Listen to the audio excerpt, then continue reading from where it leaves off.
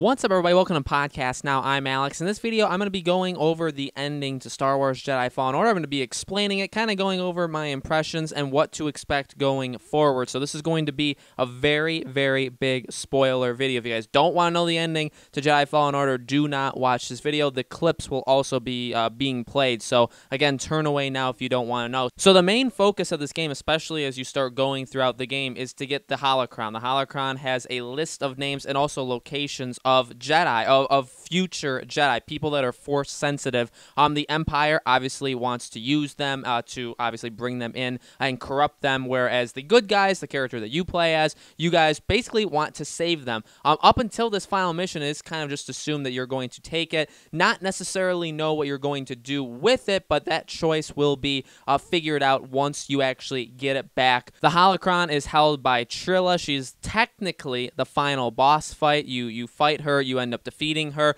In kind of game fashion, you think the holocron originally is somewhere else in the fortress, whereas then she appears, she tries to kill you, and she has the holocron herself. So you defeat her, you take the holocron, and then basically the goal is to bring her back to the light. You know, a lot of the stuff that happened in her life is due to Sarah, who is one of the main characters, your kind of mentor throughout the whole game, who that basically blends the line between good and evil, right? She kind of has the desire, just like technically everybody has, the desire to kind of embrace that darkness, and she tries to win her over. She tries to say, like, hey, look, I've done a lot of things. I know I've basically ruined your life, but can you forgive me, and can you just get rid of that darkness and come with us? And then we get the absolute jaw-dropping moment, a moment that a lot of people predicted. We actually predicted it on this channel. Darth Vader himself appears, jumps down, kills her, so she's out of the picture. Darth Vader has a reputation in a lot of these games for always kind of showing up too late, for kind of, you know,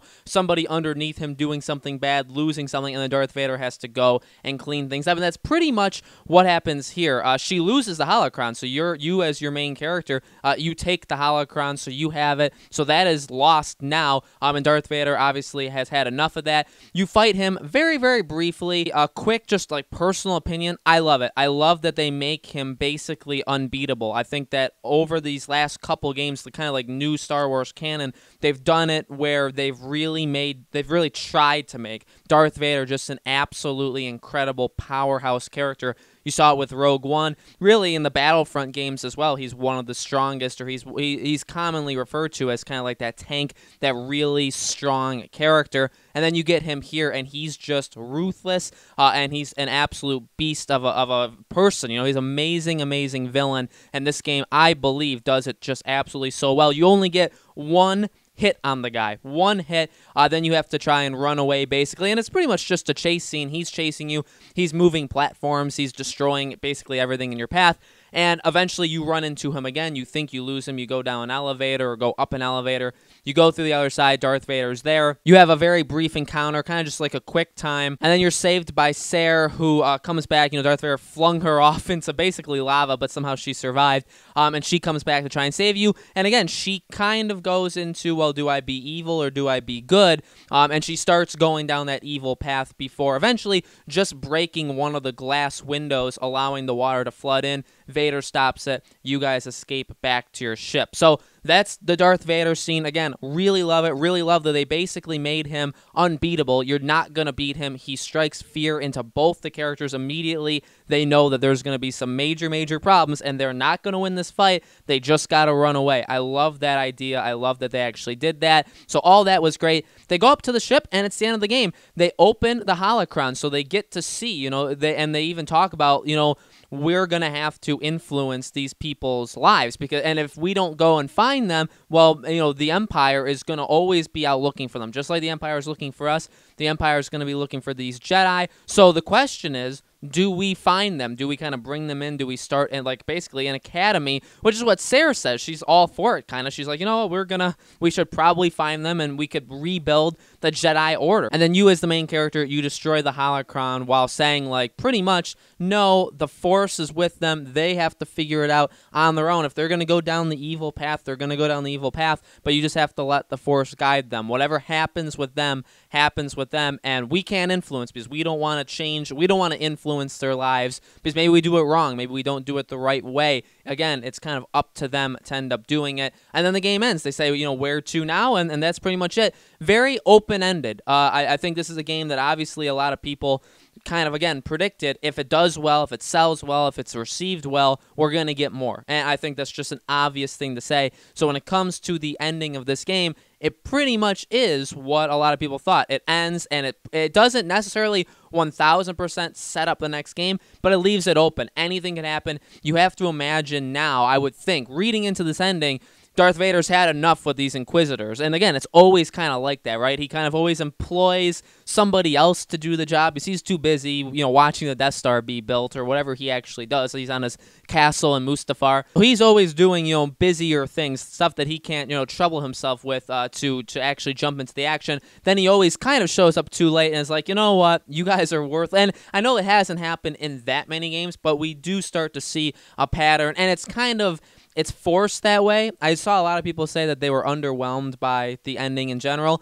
If they're underwhelmed about the Vader part, which I don't think people are, you can't have Vader just constantly, because obviously he can't be defeated, and you have to, again, kind of instill fear that he's the strong, like, there's nobody better. I guess the Emperor, but there's really nobody you're going to get that's better than Vader here, so you can't have him be in every single scene. But I would imagine if we're going to get a second game, my bold prediction is Darth Vader would probably be the main character, the main villain. I don't really see them kind of employing, again, like a secondary. And I get that these Inquisitors and all of them, just in general, and then their guards themselves, I get that they work for him, and I get that they were recently introduced even in his own comics. But still, if it came to another game, it's kind of like, all right, well, he wanted that holocron. He obviously wants to corrupt these Jedi, or these soon-to-be, eventually, right? The Force-sensitive people or creatures in the galaxy. And they've obviously failed him, which, again, always kind of seems to happen to Darth Vader. And now he needs to step up, and he needs to just do it himself. So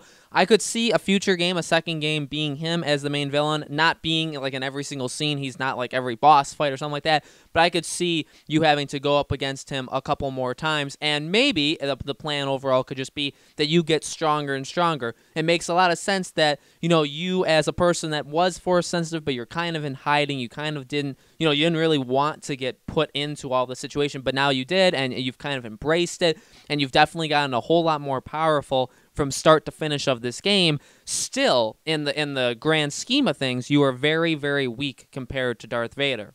And that makes a lot of sense. You want that to be that. Even Sarah, who's like a former Jedi Knight, she's literally no match whatsoever. I mean, she can do the Force, she can slow him down, that's fine. But, they both know, like, we're just slowing him down. We're just kind of delaying stuff, so maybe we can live to fight another day. We're not actually going to be able to defeat him. And that's kind of what the entire universe is like in this part of the Star Wars lore, right? The Jedi are outcasts. They're pretty darn weak. The Empire is in charge. They rule everything. They're everywhere. You really can't beat them. That's the general premise, right? So that makes a lot of sense. Again, Darth Vader I could see as the next game.